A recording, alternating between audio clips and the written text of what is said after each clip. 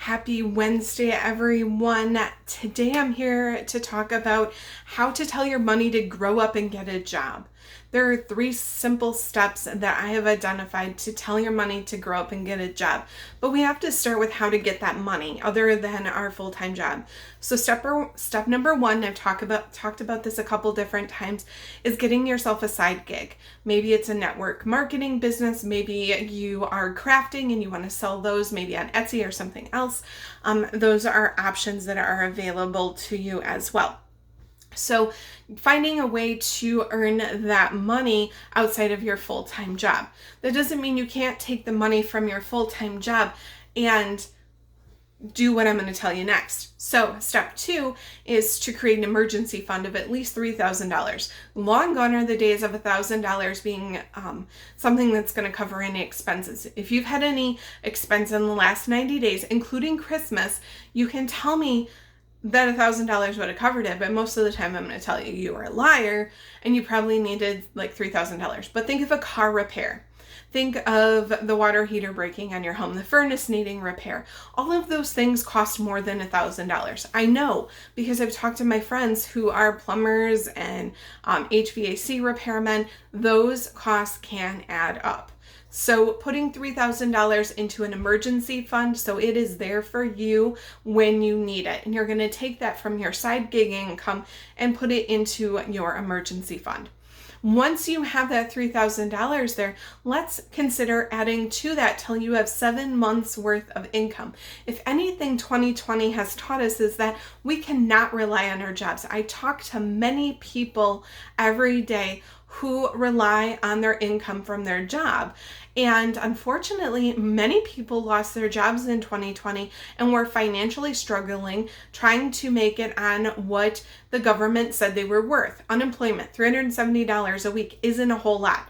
I'm not including any of the other monies that came in. It's just not. I mean, you go from a paycheck, I think about my paycheck, and you're going to cut that in like by 75%.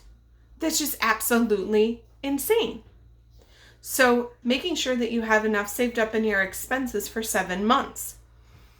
And then starting to invest. So taking and investing money and living off the residual income. This is where your money actually grows up and gets a job, because its job is to be invested and you're going to live off from what you get. So the other day, my friend Martha Krejci was saying, think about it this way. You earn $1 million. And if you take and you get 4 or 5%, because you invest that $1 million, you get 4 or 5% back. That's like 4%. That's $40,000 that you made in a year. That could you live off from that? Absolutely, you could live off from that. You wouldn't need that $1 million to live off from. So being financially vested in something is how you make your money grow up and get a job.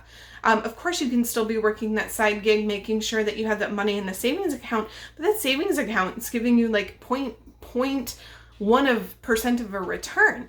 I mean, it's absolutely crazy. So you want to tell your money to grow up and get a job by getting a side gig and putting that money into paying off your debt, but then working on your emergency fund and then making sure you funded your life expenses for 7 months. So in case something happens again, like 2020, you will be prepared.